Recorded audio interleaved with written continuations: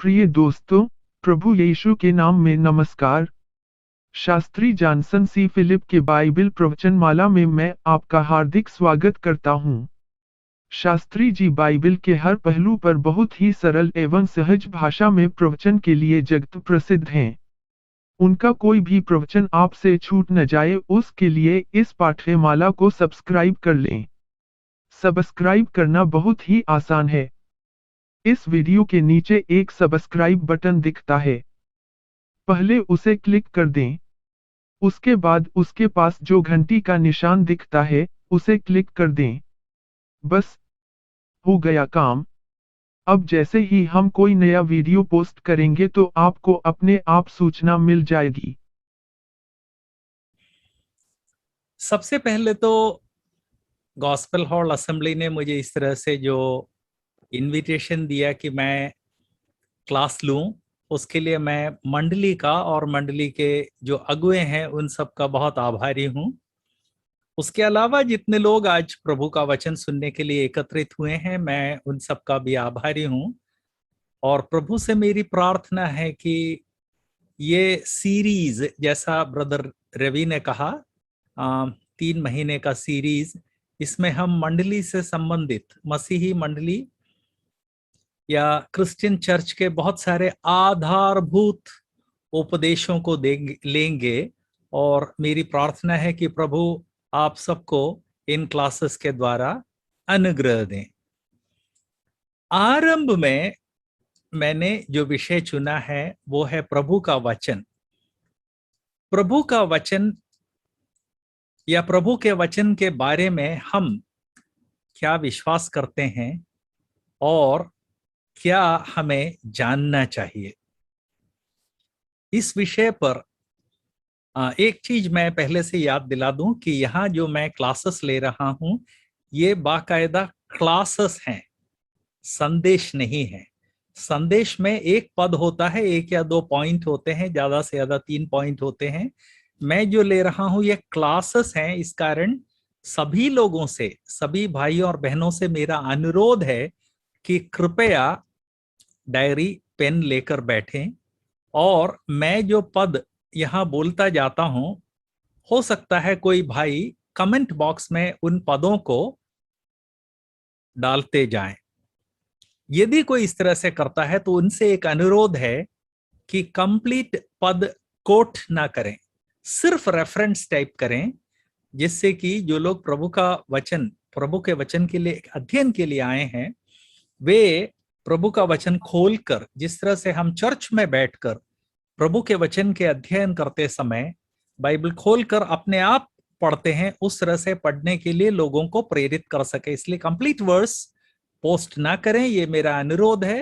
References post करेंगे तो लोगों के लिए उपयोगी होगा।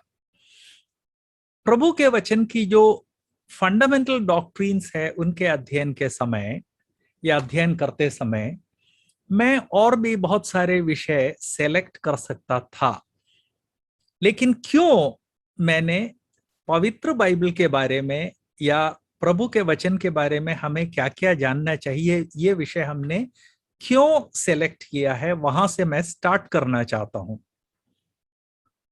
मसीही लोगों को एक सेपरेट ग्रुप किसने बनाया? प्रभु के वचन ने। हमारे चर्चेस में जो कुछ होता है उन सब ने हमको नहीं, मसीही नहीं बनाया। परमेश्वर के वचन ने और परमेश्वर के वचन के आदेशों ने हमको मसीही बनाया या सच्चाई जानने को हमें प्रोत्साहित किया, और सच्चाई जानने के कारण हम मसीही बने। इस कारण जिस पुस्तक ने हमें जीवन में दिशा दी है, उस पुस्तक का क्रमबद्ध अध्ययन उपदेशों के अध्ययन में पहली कड़ी है। और हम सब इस बात को सामान्य जीवन में जानते हैं। आजकल इलेक्ट्रॉनिक्स का युग है और घरों में इलेक्ट्रॉनिक इक्विपमेंट बढ़ते ही जा रहे हैं। जब भी हम कोई इलेक्ट्रॉनिक इक्विपमेंट खरीद के घर पे लाते हैं तो हमेशा उसके साथ एक बुकलेट जरूर देते हैं वो लोग। इलेक्ट्रॉनिक इक्विपमेंट में इवन एक मोबाइल आप खरीदते हैं तो मोबाइल का जो पैकेट आता है उसके अंदर जरा सी डायरी नुमा एक पुस्तक होती है, उसमें मोबाइल से संबंधित सारी जानकारी दी जाती है। और जो व्यक्ति मोबाइल खरीद रहा है उससे ये उम्मीद की जाती है कि मोबाइल के उपयोग के पहले उस डायरी को खोलकर उसमें मोबाइल संबंधित जो आवश्यक जानकारियां दी गई हैं उन सब जानकारियों को पहले पढ़े, समझे और उसके बाद मोबाइल को हाथ लगाए। जो दुकानदार है उसे मालूम होता है कि ज्यादातर लोग लापरवाह हैं, और इसलिए अच्छे दुकानदार जब आप मोबाइल खरीदते हैं तब एक बात जो सबसे ज्यादा महत्वपूर्ण है वो एक बात जरूर बोल देता है, देखिए भाई साहब, इसको घर ले जाकर इसका उपयोग करने से पहले, जब आप पहली बार उपयोग करते हैं उसके पहले 8 घंटे इसको चार्ज कर लें।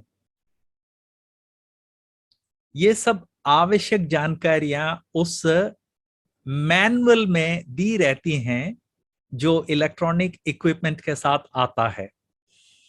इसी तरह से परमेश्वर ने अपनी सृष्टि मनुष्य को जब इस पृथ्वी पर रखा और जब मनुष्यों की संख्या बढ़ने लगी तब परमेश्वर ने मनुष्यों को लिखित रूप से अपना वचन, अपने आदेश, अपने निर्देश निर्देश और उसके अलावा अपना जो बुलावा है या बुलाहट उसे स्पष्ट किया। तो यदि मोबाइल जैसी छोटी सी चीज जिसमें से 4 हम एक जेब में डाल के घूम सकते हैं, उस छोटी सी चीज के लिए यदि मैनुअल पढ़ना जरूरी है तो मनुष्य जैसी एक सृष्टि जिसको परमेश्वर ने असीमित बुद्धि दी है और जो अपने बुद्धि के बल पर चांद पर पहुंच चुका है और जल्दी ही जो मंगल ग्रह पर पहुंच जाएगा और जो मंगल पर बाकायदा सेटल होने की तैयारी में है, ऐसे मनुष्य के बारे में, मेरे बारे में, आपके बारे में प्रभु का जो वचन जो कुछ कहता है उसको समझना हमारे लिए जरूरी है। इस कारण इस विषय को मैंने अपने पहले विषय के रूप में चुना। जब भाई रवि ने मुझसे फंडामेंटल डॉक्ट्रिन्स की बात कही तो ये इसको पहले विषय के रूप में जो चुना उसका पहला कारण है कि जरा सी चीज के लिए यदि हमें मैनुअल पढ़ना जरूरी है तो असीमित बुद्धि के मालिक मनुष्य को परमेश्वर ने उसके बारे में जो डिटेल में जो वचन दिया है, जो एक सामान्य मैनुअल से बहुत अधिक है, उसको पढ़ना, उसको समझना जरूरी है। इवन वो क्या है ये समझना जरूरी है। कहीं ऐसा ना हो कि जो मैनुअल हमें पढ़ना है उसके बदले कुछ और पढ़ रहे हों। मुझे अभी भी याद है, आज से कुछ साल पहले जब इंटरनेट आया था, मैं जिस इलाके में हूं यहां लगभग 24 साल से इंटरनेट उपलब्ध है और जैसे ही आया था मैंने ले लिया। उस समय हर हफ्ते में 2-2 3-3 बार जो है लाइन टूट जाए, मतलब डिस्कनेक्ट हो जाए। तो लेकिन बहुत हेल्पफुल लोग थे, जब भी बुलाते थे वो कनेक्शन उसको फिक्स कर देते थे। एक बार मैंने बुलाया तो एक बेगम ने उठाया, अपना नंबर वगैरह बताया। मैंने कहा कि मेरा इंटरनेट कट ऑफ हो गया है, उसको जरा अपने सर्वर से रिकनेक्ट कर दीजिए। तो उनका प्रश्न था कि एक्सप्लोरर में क्या दिखता है। मैंने कहा कि मैडम एक्सप्लोरर की बात नहीं हो रही, कनेक्शन नहीं है। अगला प्रश्न, एक्सप्लोरर में आपने कोई वेबसाइट देखा क्या? मैंने फिर बोला कि मैडम मैं एक्सप्लोरर की बात नहीं कर रहा। आजकल जो गूगल का जो ब्राउजर है जिसे सब लोग यूज करते हैं, किसी जमाने में सबसे पहला ब्राउजर एक्सप्लोरर नाम से आता था। मैंने कहा कि मैडम कंप्यूटर कनेक्ट नहीं हो रहा है, मैं आपसे ये अर्ज कर रहा हूं कि इंटरनेट कनेक्शन नहीं है। अगला प्रश्न, एक्सप्लोरर में आपको क्या दिख रहा है? मैंने सर पीट लिया। मैंने पूछा कि बेगम आप क्या देख रही हैं? तो उन्होंने कहा मैं यहाँ एक्सप्लोरर देख रही हूं। यदि जहां पर उत्तर देखना है उसको देखने के बदले इधर उधर देखेंगे तो अर्थ का अनर्थ हो जाएगा। सामान्यतः जब मैं किसी को बुलाता था उस ऑफिस से, तो वो लोग सर्वर देखते थे। सर्वर पर एक कंट्रोल पैनल है, मेरे नाम से अलग से कंट्रोल पैनल है, जॉनसन फिलिप नाम से। उस कंट्रोल पैनल को देखते थे और यहाँ बेगम जो है ऐश कर रही थी, एक्सप्लोरर देख रही थी। मैंने सर पीट लिया। मैंने कहा कि मैडम हम तृप्त हो गए, मैं कट कर रहा हूं, मैं दोबारा बुलाऊंगा, क्योंकि 20-25 टेक्नीशियंस होते हैं, अगली बार किसी और से कनेक्शन हो जाएगा, मेरा काम हो जाएगा। मैंने कट किया, दोबारा बुलाया तो कोई और मिला जिसको विषय मालूम था। तो यदि जहां देखना है सही दिशा के लिए, वहां देखने के बदले हम गलत दिशा में देखेंगे तो गलत ही उसका उत्तर आएगा, हम समस्या का समाधान नहीं कर पाएंगे। इसलिए भी जरूरी है कि हम प्रभु के वचन के बारे में पहले देख लें और ये भी समझ लें कि प्रभु के वचन के बारे में प्रभु का वचन क्या कहता है और हमको क्या समझना चाहिए। अब सवाल ये उठता है कि ओके, दुनिया में तमाम तरह के रिलीजन्स हैं। मसीही विश्वास एक रिलीजन नहीं है, लेकिन रिलीजन के रूप में माना जाता है, इसलिए थोड़ी देर के लिए हम मसीही विश्वास को भी एक रिलीजन मान लें। दुनिया में लगभग 12 से 20 के बीच में मुख्य रिलीजन है। इनमें से हर धर्म का अपना एक धर्म ग्रंथ है। इनमें से कौन है जो अपने धर्म ग्रंथों को बहुत अधिक आदर देते हैं? मैं ये प्रश्न इसलिए पूछ रहा हूं कि हम मसीहियों को गैर मसीहियों के सामने लज्जित होने की बात है कि हम अपने धर्म ग्रंथ को जो आदर देना चाहिए वो नहीं देते हैं। मैं धर्म ग्रंथ कॉमन शब्द यूज कर रहा हूं। परमेश्वर का वचन एक्चुअली धर्म ग्रंथ नहीं है, परमेश्वर का वचन परमेश्वर का वचन है। लेकिन जब हम हर धर्म के पुस्तकों की बात कर रहे हैं, इसलिए मैं वो कॉमन शब्द यूज कर रहा हूं। सिखों को जरा देख लीजिए, वे अपने धर्म ग्रंथ को गुरु ग्रंथ कहते हैं। जी नहीं, गुरु ग्रंथ नहीं कहते हैं। वे अपने धर्म ग्रंथ को गुरु ग्रंथ साहिब कहते हैं। वो साहिब शब्द आदर सूचक शब्द है। मुस्लिम्स को देख लीजिए, वे अपने धर्म ग्रंथ को इतना पवित्र मानते हैं, इतना पवित्र मानते हैं कि बिना हाथ धोए, हाथों के शुद्धिकरण के बिना वे अपने धर्म ग्रंथ को हाथ नहीं लगाते हैं। मसीही जगत की यदि बात की जाए तो एक दो बातें मैं आपको बताना चाहता हूं। ये पृष्ठभूमि इस विषय की गंभीरता को समझने समझाने के लिए बहुत जरूरी है। संडे को जरा ध्यान दे, बहुत सारे चर्चेस में लोग जब आके बैठते हैं तो यदि कुर्सियां नहीं है, ऐसे बहुत सारे चर्चेस है जिसमें अभी भी लोग चादर पर, जमीन पर बैठते हैं। बाइबल लेकर आए, जमीन पर बैठने से पहले लोग क्या करते हैं? अधिकतर लोग बाइबल को जमीन पर पटक देते हैं। मैं पटक शब्द का उपयोग इसलिए कर रहा हूं कि ज्यादातर लोग किसी भी तरह के आदर के साथ बाइबल को जमीन पर नहीं डालते हैं, इसलिए मैंने पटक शब्द का उपयोग किया। इवन जिन असेंबलीज में लोग कुर्सी पर बैठते हैं, वहां कई लोगों की आदत है कि आए और कुर्सी पर बैठने से पहले बाइबल को जमीन पे पटक दिया और जब जरूरत ही उठा लिया। इस बीच पैर भी लग रहा है, बच्चे दौड़ते हैं तो उसके ऊपर से दौड़ते हुए भी जाते हैं। हम लोग पवित्र बाइबल को आदर देना नहीं जानते हैं। आज से कुछ साल पहले मैं जिस चर्च में था, ग्वालियर मध्य प्रदेश, वहां एक ब्रिटिश आदमी मेंबर था। ग्वालियर की एक कंपनी में वो मैनेजर थे। वो तो आते ही बाइबल को जमीन पर पटक देते थे, और बाद में जब बाइबल उठाने की नौबत आती तो पैर से बाइबल को अपने पास खिसकाते थे, पैर से। देख के मेरे रोंगटे खड़े हो जाते थे। एक घटना और बताना चाहता हूं। ये तो हो गई अंग्रेज की बात। हम भारतीय लोग प्रभु के वचन का कितना आदर करते हैं। आज से लगभग 20 साल की बात है। ये घटना डिटेल में इंडियन एक्सप्रेस में आई थी।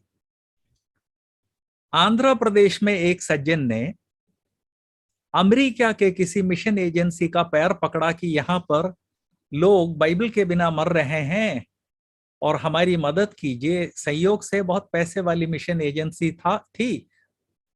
उनको हिंदुस्तान पर बड़ी दया आई और उन्होंने इतने बाइबल भेजे कि जहां पानी के जहाज से उतारा उसको, तो एक बड़ा सा ट्रक नीचे से ऊपर तक भर गया। उस आदमी ने तुरंत, उसका बांटने वगैरह का कोई इरादा नहीं था, ईसाई था लेकिन बांटने का कोई इरादा नहीं था। एक ट्रक भर के जब बाइबल पानी के जहाज से उतरा, तो उसने क्या किया कि शिव काशी, जहां पर हिंदुस्तान में सबसे ज्यादा फटाके बनाए जाते हैं, शिव काशी के एक एजेंट को बुला के कहा कि एक ट्रक भर के किताबें हैं, रद्दी है, क्या कीमत दोगे? शिवकाशी वाले की तो बाँछें खिल गई कि एक ट्रक भर के रद्दी, हमको तो 100 जगह से कलेक्ट करना पड़ता है, ये एक ही जगह से रद्दी मिल रही है। उसने तुरंत सर्वोत्तम कीमत ऑफर किया। इस आदमी ने बेच दिया, कंप्लीट ट्रक बाइबल बेच दिया। शिवकाशी वाला खुशी खुशी उस ट्रक को ले गया। देव योग से किसी मसीही को यह खबर मिली, उसने पुलिस में खबर दी और पुलिस ने उस ट्रक को बरामद कर दिया। लेकिन केस में चला गया, सारे के सारे बाइबल जो है कहीं तो भी पुलिस स्टेशन के आसपास उतार के डाल दिए गए। पानी बरसा, वो हुआ, ना तो शिवकाशी वालों के काम आया, ना पुलिस स्टेशन वालों के काम आया, किसी के काम नहीं आया। लेकिन ये आदमी चूंकि कीमत ले चुका था, उसने कीमत वापस करने से मना कर दिया। मसीही लोग बाइबल को कितनी इज्जत देते हैं। इसके 2 हफ्ते की बात है कि वहीं उसी इलाके के एक आदमी ने 2 ट्रक बाइबल उतारे, पानी के जहाज से आया था, और दोनों ट्रक शिवकाशी वालों को बेच दिए। इसको भी पकड़ा, लेकिन वो सारे बाइबल बर्बाद हो गए। जहां एक मुस्लिम हाथ धो के अपने धर्म ग्रंथ को हाथ लगाता है, जहां एक सिख अपने धर्म ग्रंथ को एक जगह से दूसरी जगह ले जाते हैं तो सिर्फ सर पे रख के ले जाते हैं, और साथ में एक आदमी चंवर ढुलाता हुआ चलता है कि कोई मक्खी ना बैठ जाए, इतना आदर देते हैं। तब मसीही जगत की यह स्थिति है कि हम अमेरिका के लोगों को उल्लू बनाकर ट्रक के ट्रक बाइबल्स हिंदुस्तान में उतार रहे हैं, और जैसे ही वो उतर गए वैसे ही शिवकाशी में पटाखे वालों को बेच रहे हैं, जिससे कि उससे पटाखा बनाया जा सके। इस तरह के और भी उदाहरण मैंने देखे हैं। इससे भी बड़ी मात्रा में मसीही पुस्तकें, बाइबल्स नहीं, मसीही पुस्तकें मंगाया, रद्दी के मोल बेच दिया। आरंभ में मैंने ये जो उदाहरण आपको बताए, ये इसलिए बताए कि हमें प्रभु के वचन का जब हम अध्ययन करते हैं तो बहुत ही लज्जा के साथ प्रभु के वचन को अप्रोच करना चाहिए कि दुनिया में मनुष्य के बनाए हुए जो धर्म हैं, उनके अनुयायी लोग अपने धर्म ग्रंथों को इतना आदर देते हैं, और हम जीवित परमेश्वर ने पवित्र आत्मा की प्रेरणा से जिस वचन की रचना की है, जो जीवित और पवित्र और हर एक दोधारी तलवार से ज्यादा धारदार है, जो हमारी आत्मा को छेद देता है, जिससे कि हमारे अंदर जो अशुद्धता है वो हमसे हट जाए, उस वचन के साथ कैसा व्यवहार करते हैं। प्रिय भाइयों और बहनों, इस पृष्ठभूमि के साथ हम आगे बढ़ें। पवित्र बाइबल के अध्ययन में जब हम आगे बढ़ते हैं तो एक प्रश्न जिसका जवाब मैं देना चाहता हूं वो ये है कि इस विषय का टाइटल क्या है। इस विषय का अंग्रेजी टाइटल है बिब्लियोलॉजी। बिब्लियोस या बिब्लोस का मतलब है पुस्तक, बिब्लियोलॉजी का मतलब है, हम एक विशेष सेंस में मसीही लोग बिब्लियोलॉजी शब्द का उपयोग करते हैं पवित्र शास्त्र के बारे में। पवित्र शास्त्र क्या कहता है, पवित्र शास्त्र के बारे में हमारा विश्वास क्या है।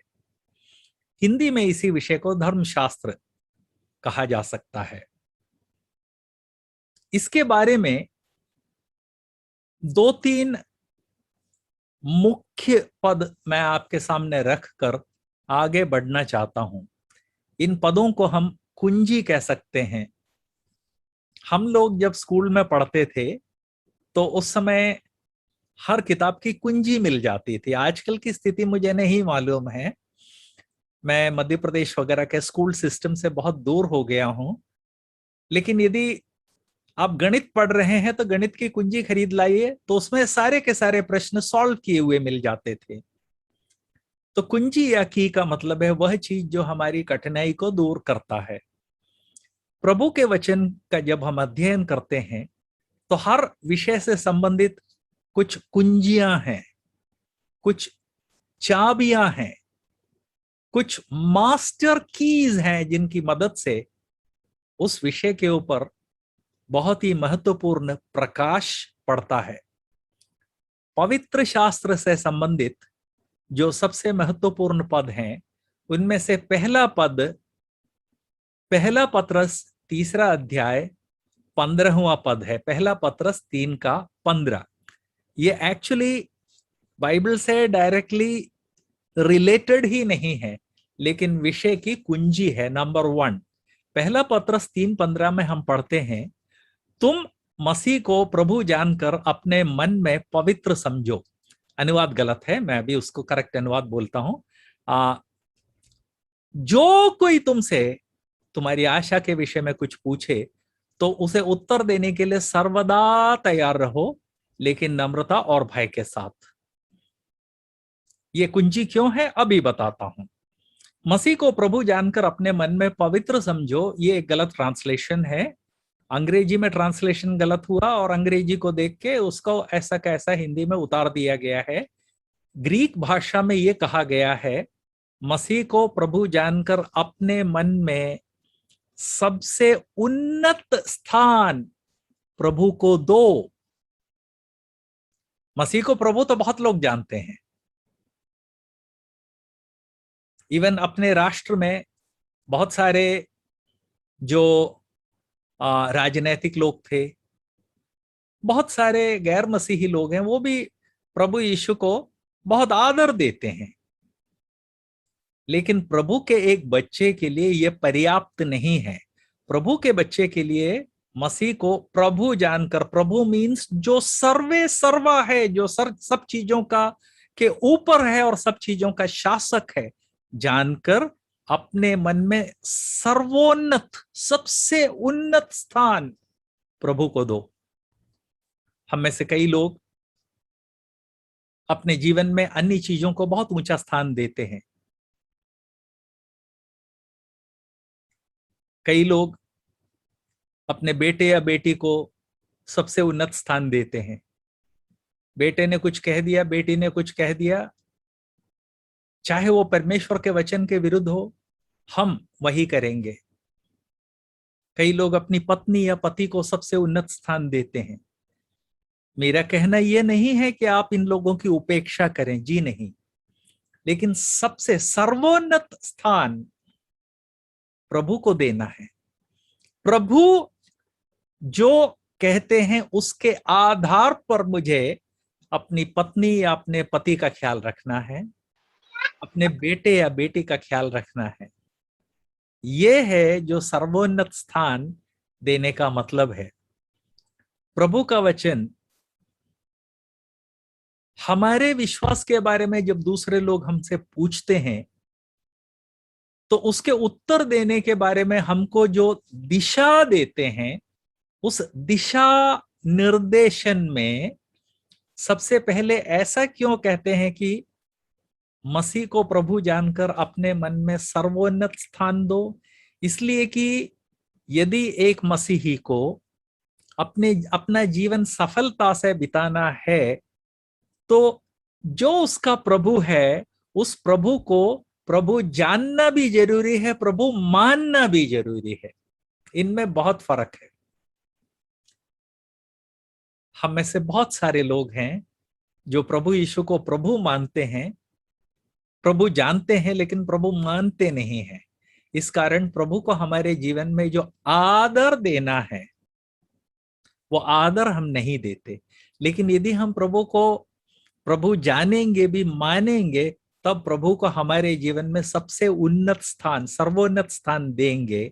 और जब ऐसा करेंगे तब हमारा जीवन इतना बदल जाएगा कि लोग हमसे पूछेंगे, जो कोई तुमसे तुम्हारी आशा के विषय में कुछ पूछे।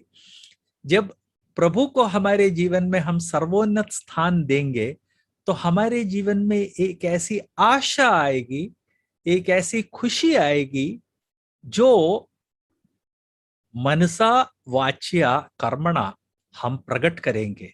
हम जो सोचते हैं उसके द्वारा, हम जो करते हैं उसके द्वारा, हम जो बोलते हैं उसके द्वारा हम प्रकट करेंगे।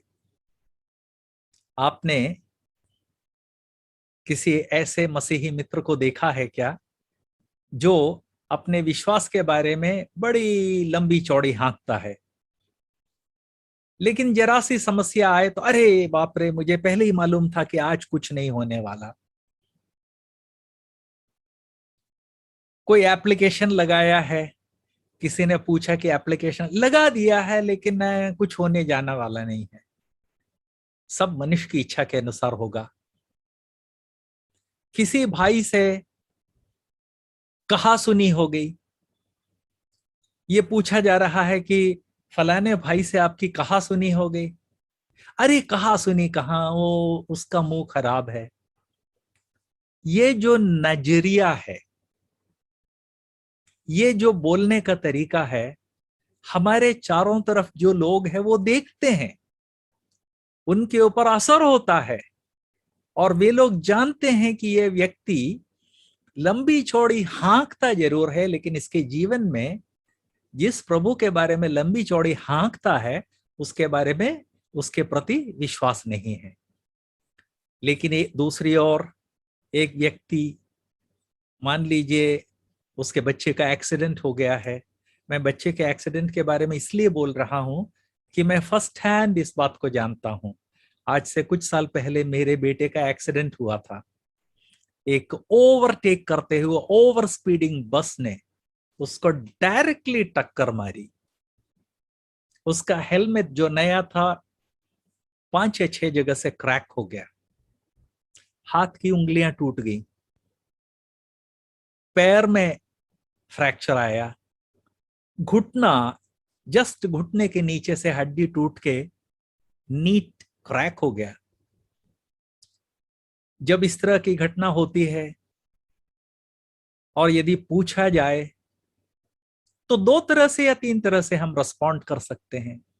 पहला ये कि हम ड्राइवरों को गाली देना शुरू करें और पूरे समय गाली देते रहें। दूसरा ये हो सकता है कि हम कहें कि ड्राइवर लोग लापरवाह हैं और प्रभु ना बचाते तो बेटा गुजर गया होता। तीसरा ये भी हो सकता है कि प्रभु शायद बेटे को और हम माँ बाप को कुछ सिखाना चाहते थे, इसलिए प्रभु ने अनुमति दी कि इस तरह से दुर्घटना हो जाए, लेकिन प्रभु ने उसके जीवन को बचा कर रखा। किसी भी घटना के प्रति हमारी प्रतिक्रिया अलग अलग प्रकार की हो सकती है और लोग देख रहे हैं। हमारे चारों तरफ मसीही लोग भी देख रहे हैं, गैर मसीही लोग भी देख रहे हैं। ये लोग अंधे नहीं हैं। हमको ऐसा लगता है कि गैर मसीही लोग कुछ नहीं समझते, ये गलत बात है। वे लोग अच्छी तरह से समझते हैं। और जब हम इस तरह से जवाब देते हैं कि प्रभु ने जीवन दान दिया बेटे को, और इस जीवन दान के द्वारा प्रभु शायद बेटे से भी बात करना चाहते हैं, माँ बाप से भी बात करना चाहते हैं। शायद प्रभु ये चाहते हैं कि हम कुछ और ज्यादा समर्पित जीवन बिताएं। तो जो व्यक्ति इसे सुनता है, गैर मसीही की बात कर रहा हूं, क्योंकि यहां पर जो कहा गया जो कोई तुमसे, ये विश्वासियों के बारे में नहीं है, ये अविश्वासियों के बारे में है मोस्टली। जो कोई तुम्हारी आशा के विषय में कुछ पूछे, आशा हमारे जीवन में दिखे तभी तो लोग पूछेंगे। तो जब हम प्रभु को अपने जीवन में सर्वोन्नत स्थान देकर यीशु को प्रभु जानेंगे और मानेंगे, तब हमारे जीवन में आशा आएगी। और जब हम उस आशा को अपनी सोच के द्वारा, अपनी बोली के द्वारा और अपने कर्मों के द्वारा प्रकट करेंगे, तब दूसरे लोग पूछेंगे कि एक बात तो बताओ कि तुम्हारे जीवन में इतनी आशा है, इसका क्या कारण है। उनमें से कुछ लोग हो सकता है कि जबरदस्ती हमारे विश्वास का विरोध करना चाहते होंगे, लेकिन प्रभु का वचन कहता है कि तुम्हारी आशा के बारे में जो कुछ पूछे तो उसे उत्तर देने के लिए सर्वदा तैयार रहो। इसका क्या मतलब हुआ कि कोई व्यक्ति आके कहता है कि भैया तुम्हारे बेटे का एक्सीडेंट हुआ और तुम बड़ी शांति से खड़े हुए हो, तो हम पलट के, अरे भैया मैं टेंशन में खड़ा हूं और तुमको जो है शांति शांति दिखाई देती है, तुम्हारी अकल घास चरने गई है क्या, इत्यादि बोलते हैं। मैंने ऐसा कई बार देखा है कि जब बेहद दुख में कोई मसीही भाई या बहन खड़े हैं और बड़ी लंबी चौड़ी हाँक रहे हैं, प्रभु ने बचा लिया, वो किया, ये किया, ये किया, लेकिन अंदर अंदर से फटने के लिए तैयार खड़े हुए हैं। बस फटने के लिए एक अवसर चाहिए, किसी ने आके पूछ लिया, फट पड़े। तो ये जो आशा है, दिखावटी आशा है। आशा के सिर्फ हम नाटक कर रहे थे। प्रभु का वचन याद दिलाता है कि आशा के बारे में कोई पूछे तो सर्वदा तैयार रहना। ऐसा नहीं कहा गया कि जब तुम घर जाके आराम करो तब उत्तर देने के लिए तैयार होना। सर्वदा का मतलब है सर्वदा, लेकिन एक कंडीशन है, नम्रता और भय के साथ। हम मसीही लोगों की आदत है कि जो लोग उत्तर देने की स्थिति में हैं या जो लोग उत्तर जानते हैं, वे लोग ईंट का जवाब पत्थर से देने की कोशिश करते हैं। मैं इस बात को बहुत अच्छी तरह से जानता हूं। आप में से कुछ लोगों को मालूम होगा कि ये जो मसीही विश्वास है उसमें ही मैंने अपोलोजेटिक्स नामक विषय में स्पेशलाइज किया। अपोलोजेटिक्स का मतलब है जो लोग मसीही विश्वास के बारे में उल्टे सीधे प्रश्न पूछते हैं, उन लोगों को जवाब देने का शास्त्र, जो बाइबल के ऊपर आधारित एक शास्त्र है।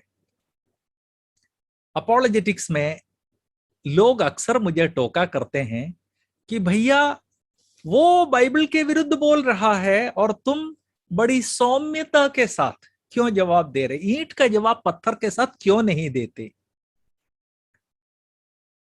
ईंट का जवाब पत्थर से देना कोई भी कर सकता है। उसके लिए ना तो विश्वास की जरूरत है, ना ही सौम्यता की जरूरत है, ना ही बुद्धि की जरूरत है। शराबी लोग एक दूसरे से झगड़ते हैं, यदि आपने देखा हो तो एक नशे में जो बुरी बात बोलता है, दूसरा आदमी नशे में ही उससे ज्यादा बुरी बात का जवाब देता है। इवन बुद्धि नॉर्मल होना जरूरी नहीं है ईंट का जवाब पत्थर से देने के लिए। लेकिन प्रभु का वचन याद दिलाता है कि जब हम कोई व्यक्ति हमारी आशा के बारे में पूछे, नंबर 1 उत्तर देने के लिए सर्वदा तैयार रहें। नंबर 2 जब भी उत्तर दें तो भले ही वो व्यक्ति हमारे विश्वास का विरोध करने के लिए हमसे पूछ रहा हो, नम्रता और भय के साथ जवाब देना है। ये बहुत जरूरी है। ये प्रभु के वचन के बारे में अध्ययन करते समय पहली कुंजी है। इस पहली कुंजी का उपयोग कहाँ आएगा, ये थोड़ी देर के बाद स्पष्ट हो जाएगा। दूसरी कुंजी हम देखते हैं दूसरा तिमोथी दूसरा अध्याय और 15वां पद। दूसरा तिमोथी दूसरा अध्याय 15, वहां हम पढ़ते हैं, अपने आप को परमेश्वर का ग्रहण योग्य और ऐसा काम करने वाला ठहराने का प्रयत्न कर जो लज्जित ना होने पाए। हम सब अपने आप को परमेश्वर का ग्रहण योग्य बनाना चाहते हैं, इसमें कोई शक नहीं है। जो नम्रता के साथ जो मसीही जवाब देता है वो, और जो ईंट का जवाब पत्थर से देता है वो, सभी लोग अपने आप को परमेश्वर का ग्रहण योग्य बनाना चाहते हैं, इसमें कोई शक नहीं है। हाँ, ग्रहण योग्य जो बनाना चाहता है वो ये जानता है क्या कि किस तरह से अपने आप को ग्रहण योग्य बनाए, ये अलग बात है।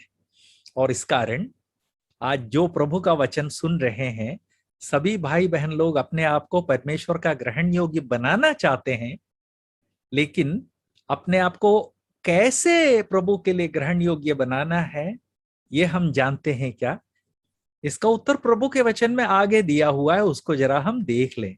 अपने आप को परमेश्वर का ग्रहण योग्य और ऐसा काम करने वाला ठहराने का प्रयत्न कर जो लज्जित ना होने पाए। तो दो चीजें हैं। नंबर 1, हम अपने आप को परमेश्वर का ग्रहण योग्य भी बनाएं और इस तरह से हम अपने जीवन में कर्म करें, ऐसा काम करने वाला, मतलब कर्म करें जिससे कि हमें लज्जित ना होना पाए। और इसके लिए साफ साफ लिखा है, जो सत्य के वचन को ठीक रीति से काम में लाता हो। हिंदी अनुवाद में थोड़ा सा कॉम्प्लिकेशन है। इसका करेक्ट अनुवाद यह है कि सत्य वचन को ठीक रीति से काम करने के द्वारा अपने आप को परमेश्वर का ग्रहण योग्य और ऐसा काम करने वाला ठहराने का प्रयत्न कर जो लज्जित ना होने पाए। वो है इसका सही सही ग्रीक से अनुवाद, और इंग्लिश में यह अनुवाद करेक्ट है। हिंदुस्तान की अन्य कई भाषाओं में भी यह अनुवाद काफी सही सही दिया गया है। तो सत्य के वचन को, मतलब परमेश्वर के वचन को ठीक रीति से काम में लाने वाला व्यक्ति बनने के द्वारा अपने आप को परमेश्वर का ग्रहण योग्य और ऐसा काम करने वाला ठहराने का प्रयत्न कर जो लज्जित ना होने पाए।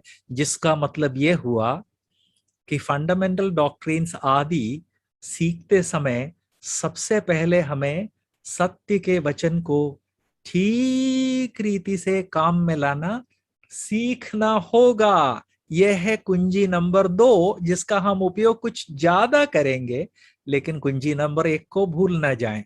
सत्य के वचन को ठीक रीति से काम में लाना, यूज करना होगा। आप कहेंगे कि ब्रदर, सत्य के वचन को ठीक रीति से काम में लाना तो बहुत आसान बात है, बाइबल को पढ़िए और उसके बाद जो है उसके बाइबल में जो कहा गया उसके अनुसार काम कीजिए। सुनने में बहुत आसान है, लेकिन बाइबल की जो 66 पुस्तकें हैं जो परमेश्वर ने लगभग 1500 साल के अंतराल में दी हैं, उसके बाद फिर और 2000 साल हो गए हैं, कुल मिलाकर आज तक का आदम से लेकर आज तक का इतिहास जो 6000 साल का हो गया है। इन 6000 सालों में परमेश्वर ने अलग अलग तरह से मनुष्यों से बात की है। अलग अलग तरह से का मेरा मतलब ये नहीं है कि उद्धार के अलग अलग रास्ते हैं। मेरे कहने का मतलब यह है कि पुराने नियम में जैसे परमेश्वर ने बलिदान ठहराए थे, नए नियम में जानवरों का बलिदान नहीं है। यह है मेरा कहने का मतलब, अलग अलग तरीके से। चर्च एज में प्रभु ने प्रभु भोज दिया है, इसके पहले के युगों में प्रभु भोज नहीं था। चर्च एज में बपतिस्मे की आज्ञा दी गई है, इसके पहले किसी युग में ऐसा नहीं था। चर्च एज के बाद जो आने वाले 2 युग हैं, महोपद्रव का युग और सहस्त्र वर्ष के राज्य का युग, जब इस पृथ्वी पर मेरे आपके समान ही मनुष्य जिएंगे, उनके लिए ना तो बपतिस्मा है ना प्रभु भोज है। तो इस कारण प्रभु के वचन में अलग अलग युगों के लिए कुछ बातें तो कॉमन कही गई हैं, कुछ बातें अलग कही गई हैं। सत्य के वचन को ठीक रीति से काम में लाने का मतलब यह है कि हम इस अंतर को बहुत स्पष्ट रीति से समझें। अच्छा, हिंदी अनुवाद में एक और परेशानी है। सत्य के वचन को ठीक रीति से काम में लाता हो अनुवाद हुआ है, जबकि ग्रीक भाषा में कहा गया है सत्य के वचन को सही सही विभाजित करता हो, डिवाइड करता हो। उसके लिए ग्रीक में जिस शब्द का उपयोग किया गया है वो बहुत बहुत इंटरेस्टिंग शब्द है, जो मैं आपके सामने रखना चाहता हूं। ग्रीक में जिस शब्द का यह अनुवाद है ठीक रीति से काम में लाता, ये गलत अनुवाद है। ग्रीक शब्द है ऑर्थोटोमियो, दो शब्दों से मिलकर बना हुआ है। ऑर्थो का मतलब है सीधा। ऑर्थोपीडिक सर्जन, ऑर्थोपीडिक सर्जन क्या करता है? एक्सीडेंट के बाद आपका हाथ, आपका पैर, शरीर की कोई हड्डी जो तुड़ मुड़ के टेढ़ी हो गई हो, उसको सर्जरी के साथ द्वारा जितना अधिक सीधा कर सकता है उतना सीधा करे, इसलिए उसको ऑर्थोपीडिक सर्जन कहा जाता है। इसलिए यहां पर ऑर्थो का मतलब है सीधा, सही रीति से। टोमियो का क्या मतलब है, या टोमोस का क्या मतलब है? टोमोस का मतलब है काटना, विभाजित करना। आपको मालूम है क्या, टॉन्सिल सर्जरी को टॉन्सिलेक्टमी कहा जाता है। टोमोस, अपेंडिसाइटिस, अपेंडिक्स की सर्जरी को अपेंडिक्टमी कहा जाता है, टोमी। सर्जरी में जहां भी काट पीट होती है उसमें टोमी शब्द इसलिए लगाया जाता है कि वो काटने को दिखाता है। तो ऑर्थोटोमियो का मतलब है कि प्रभु के वचन में सारे उपदेश जो एक दूसरे से मिले जुले तरीके से परमेश्वर ने दिया है, उसको सही रीति से विभाजित करके जो पुराने नियम के लिए है वो पुराने नियम के लिए, जो नए नियम के लिए है वो नए नियम के लिए हम सिखाएं, ये है। तो इसलिए इस पद का सही सही ट्रांसलेशन ये होगा कि ऐसा विश्वासी बन जो सत्य के वचन को सही रीति से विभाजित करने के द्वारा अपने आप को परमेश्वर का ग्रहण योग्य सिद्ध करे, और ऐसा काम करने वाला ठहराने का प्रयत्न कर जो लज्जित ना होने पाए। इसलिए मेरे प्रिय भाइयों और बहनों, आज जो प्रभु का वचन सुन रहे हैं, सबको मैं याद दिलाना चाहता हूं कि हम में से हर व्यक्ति के लिए जरूरी है कि हम प्रभु के वचन का इतनी गहराई से और इतनी गंभीरता से अध्ययन करें कि हम परमेश्वर के वचन का सही सही विभाजन कर सकें। आप कहेंगे ब्रदर जॉनसन, मुझे बाइबल स्कूल वगैरह में जाने के लिए ना तो समय है ना जीवन में जो है अवसर है। मेरे प्रिय भाई और बहनों, बाइबल स्कूल कुछ विशेष लोगों के लिए है। प्रभु के वचन का अध्ययन हर विश्वासी के लिए दिया गया है। भजन संहिता 119 एक औसत विश्वासी ने लिखा था। वो ना तो प्रचारक था, ना भविष्यवक्ता था, ना ही याजक था। एक औसत विश्वासी था और युवा था। एक औसत युवा विश्वासी ने भजन संहिता 119 में प्रभु के वचन के बारे में, प्रभु के वचन के अध्ययन के बारे में कितना कुछ लिखा है। इससे एक बात स्पष्ट है कि प्रभु ने अपना वचन हर विश्वासी के लिए दिया है। उसकी उम्र चाहे कितनी भी हो, उसका एजुकेशन चाहे कितना भी हो, यदि वो प्रभु के वचन के अध्ययन के लिए समर्पित है तो वो प्रभु के वचन को समझ सकेगा। और इस कारण जब मैं कहता हूं मेरे प्रिय भाइयों और बहनों, प्रभु के वचन को सही रीति से विभाजित करना सीखें, तो मेरे कहने का मतलब ये नहीं कि आप भाग के बाइबल स्कूल चले जाएं, जी नहीं। मेरे कहने का मतलब यह है कि प्रभु के वचन का गंभीर अध्ययन करें, और गंभीर अध्ययन के लिए ना तो बाइबल स्कूल में जाने की जरूरत है, ना किसी बाइबल कमेंट्री की जरूरत है, ना ही थियोलॉजी में डिग्री लेने की जरूरत है। आप कहेंगे कि ब्रदर जॉनसन आप कैसी बात कर रहे हैं, आपके पीछे तो किताबों का भंडार रखा हुआ है।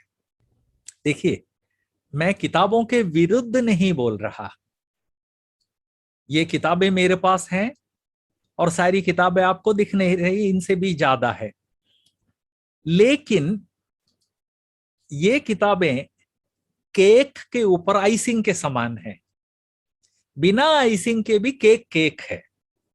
उसी तरह से परमेश्वर के वचन के अध्ययन के लिए ये पुस्तकें मदद जरूर करती हैं, लेकिन आइसिंग के समान है। मतलब उसके बिना भी केक केक है, जिसका मतलब है कि उसके बिना भी आप परमेश्वर के वचन का स्वाद ले सकते हैं और परमेश्वर के वचन का अध्ययन कर सकते हैं।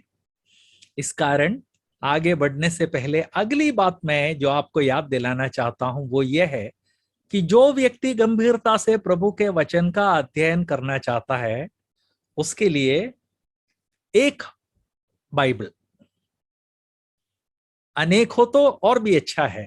अब तो हिंदी भाषा में बाइबल के कई ट्रांसलेशंस आ गए हैं, एक जो सामान्य लोग यूज करते हैं, उसके अलावा नई हिंदी बाइबल नाम से बाइबल सोसाइटी ने आज से लगभग 40 साल पहले रिलीज किया था। Doctor JH. आनंद ने वो अनुवाद किया था, जिसमें मेरी भी हिस्सेदारी थी। नई हिंदी तो हिंदी बाइबल, नई हिंदी बाइबल, इस तरह से 2-3 हो तो अच्छा है, सर्वोत्तम है, लेकिन नहीं तो कम से कम एक बाइबल, एक डायरी और एक पेन, इन तीनों चीजों के अलावा और कुछ नहीं चाहिए। हाँ, एक समर्पित मन जरूर चाहिए, जिससे कि आप बाइबल स्टडी के लिए समय निकाल सके। मेरे प्रिय भाइयों और बहनों, इसमें कोई शक नहीं है कि ऐसे कई लोग हैं जो अन्य चीजों का उपयोग करते हैं, मैं भी करता हूं, मेरे पीछे किताबों का भंडार है। लेकिन यदि प्रभु के वचन का गंभीरता से आप अध्ययन करना चाहते हैं, तो इन सबको सिर्फ आइसिंग समझें। जो केक है वो आपके पास है, एक बाइबल, एक डायरी और एक पेन, इसके अलावा कुछ नहीं चाहिए। आप कहेंगे कि जॉनसन ब्रदर आप कैसी बात कर रहे हैं?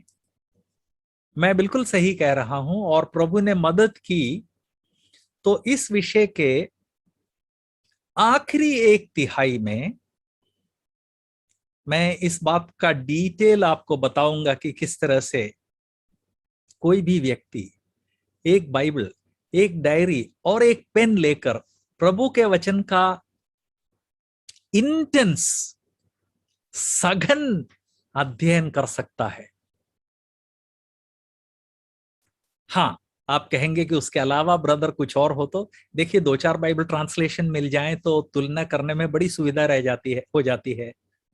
अब जैसे आज मैंने आपसे कहा, सत्य के वचन को ठीक रीति से काम में लाता हो, उसका सही सही अनुवाद है जो सही सही उसको विभाजित करता हो। किसी और ट्रांसलेशन में हो सकता है वो उसको एक्यूरेटली ट्रांसलेट कर दे, तो इसलिए एक से अधिक ट्रांसलेशन हो तो अच्छा है।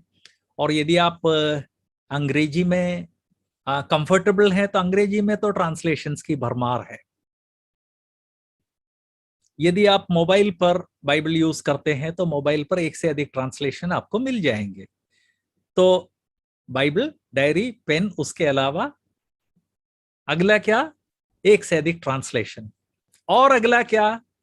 यदि आपके पास सुविधा हो तो एक बाइबल डिक्शनरी जरूर खरीद लें, इसलिए कि बाइबल में यदि कोई शब्द आता है, जैसे किसी ने आपसे पूछा कि ये नहुश्तान क्या भला है, तो नहुश्तान क्या भला है, बाइबल डिक्शनरी को खोल लीजिए। बाइबल डिक्शनरी आपको बता देगा कि मरुभूमि में मूसा ने जिस सर्प को बनाकर टांग दिया था, उसके कुछ 100 साल के बाद लोग उस सर्प की आराधना करने लगे थे, उसको भगवान मानकर उसकी आराधना करते थे और उसको नाम दिया था नहुश्तान। तो यदि एक बाइबल डिक्शनरी और हो जाए तो इस तरह की जो बातें जो एकदम से दिमाग में नहीं आती हैं उन पर प्रकाश पड़ जाएगा। और अब बाइबल डिक्शनरीज कोई खास ज्यादा कीमत नहीं है, ये बात मैं आपको याद दिलाना चाहता हूं। आप कहेंगे कि अच्छा और कुछ, तो मेरा अनुरोध है कि एक कंकॉर्डेंस खरीद लें।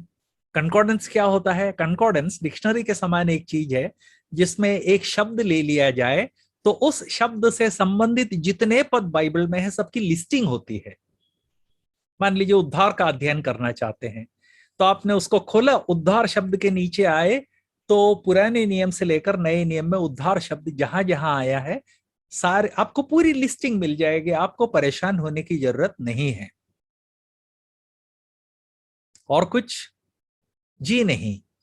मेरा अनुरोध है कि बाइबल अध्ययन आरंभ करते समय इनसे ज्यादा चीजों का उपयोग ना करें। एक बार जब आप दक्ष हो जाएं उसके बाद बहुत सारे टूल्स जोड़े जा सकते हैं। जब हम किसी चीज को स्टडी करते हैं तो बेहतर यह होगा कि ABCD से स्टडी करें।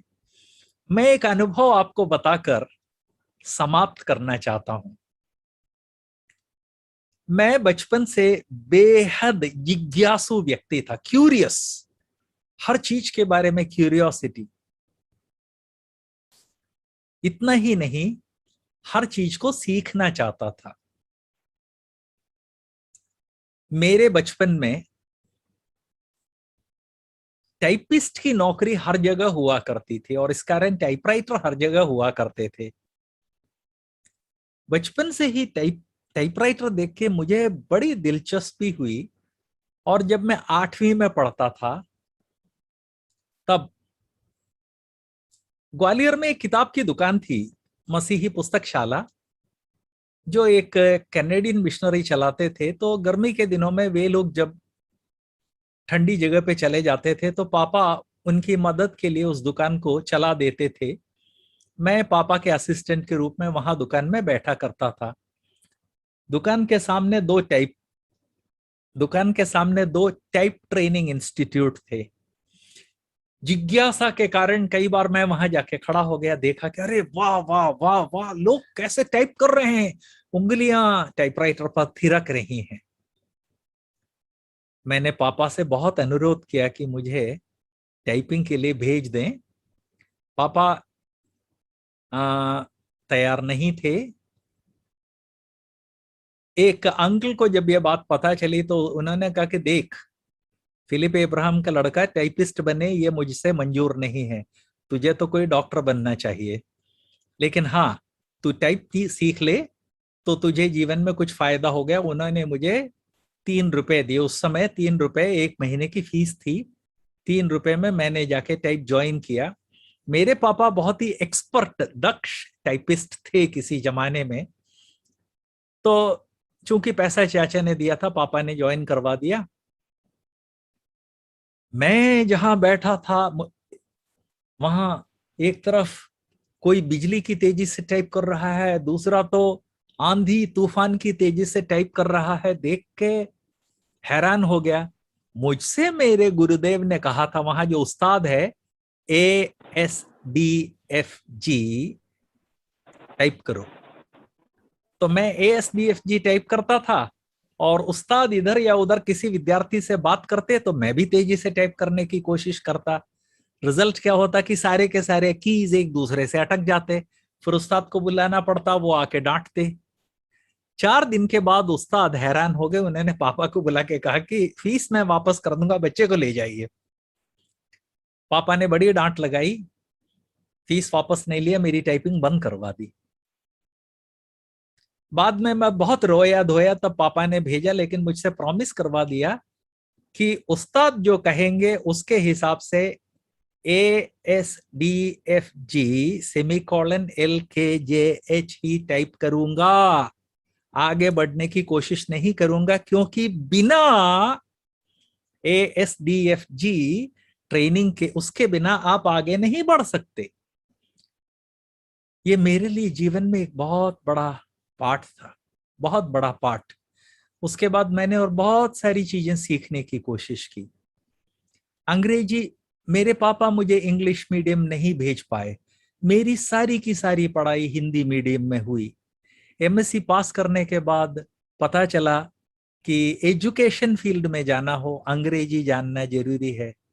वहां मैंने 8वें क्लास में बच्चे जो ग्रामर पढ़ते हैं, ग्रामर की किताब, जरा सी डिक्शनरी, इन चीजों को लेकर जिस तरह से कोई 8वीं क्लास से सीखता है, एमएससी पास मैंने अंग्रेजी सीखने की कोशिश की। 40 साल की उम्र में मैं तीसरा, जब मुझे स्ट्रोक हुआ, ब्रेन स्ट्रोक, तब उत्तर भारत छोड़ के केरल आया। यहां मैं परदेशी था, मलयालम भाषा नहीं जानता था। बाकायदा आ ई ई लिखवा कर, मैंने अपने बाइबल स्कूल के विद्यार्थियों से लिखवा कर अपने कमरे में सब जगह चिपका रखे थे। बाल बनाते समय भी नजर उस पे जाती थी, आ ई।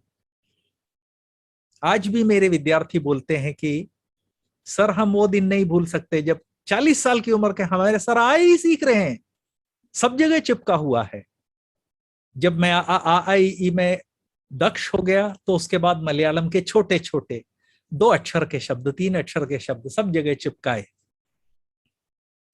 किसी भी फील्ड में यदि हम सीखना हो, मुझे ये पाठ मिल गया, जंप करने की कोशिश मत करो, फर्स्ट लेसन फर्स्ट। आज संध्या क्लोज करने के पहले मैं सभी भाई और बहनों को याद दिलाना चाहता हूं, हम में से हर व्यक्ति को एक दक्ष एक्सपर्ट बाइबल स्टूडेंट होना जरूरी है, और ब्रदरन असेंबलीज इस विषय को बहुत अधिक महत्व देती हैं। इस कारण पहला पाठ यह है, बाइबल, डायरी, पेंसिल लेकर बैठें। मैं या अन्य लोग क्लास लेते हैं, नोट्स उतारते चले जाएं। और क्या करना है, प्रभु ने मदद की तो बहुत क्रमबद्ध तरीके से आने वाले दिनों में मैं इन चीजों को प्रस्तुत करने की कोशिश करूंगा। आज आप लोगों के समक्ष बैठकर इन बातों को प्रेजेंट करने के लिए प्रभु ने मदद की, उसके लिए मैं प्रभु का बहुत आभारी हूं। मंडली ने मुझे इस तरह से निमंत्रण दिया, मैं मंडली का आभारी हूं। इतने भाई बहन लोग इस अध्ययन को सुनने के लिए उपस्थित हुए, मैं सबका आभारी हूं। प्रभु के नाम की स्तुति हो। प्रिय दोस्तों, मुझे पूरा यकीन है कि शास्त्री जॉनसन सी फिलिप के आज के इस बाइबल प्रवचन द्वारा आपको बहुत अधिक अनुग्रह मिला होगा। शास्त्री जी बाइबल के हर पहलू पर बहुत ही सरल एवं सहज भाषा में प्रवचन के लिए जगत प्रसिद्ध हैं। उनका कोई भी प्रवचन आपसे छूट न जाए, उसके लिए इस पाठ्यमाला को सब्सक्राइब कर लें। सब्सक्राइब करना बहुत ही आसान है। इस वीडियो के नीचे एक सब्सक्राइब बटन दिखता है, पहले उसे क्लिक कर दें। उसके बाद उसके पास जो घंटी का निशान दिखता है उसे क्लिक कर दें। बस हो गया काम। अब जैसे ही हम कोई नया वीडियो पोस्ट करेंगे तो आपको अपने आप सूचना मिल जाएगी। इतना ही नहीं, हर नया सब्सक्राइबर हमको बहुत अधिक प्रोत्साहन देता है। जय मसीह की।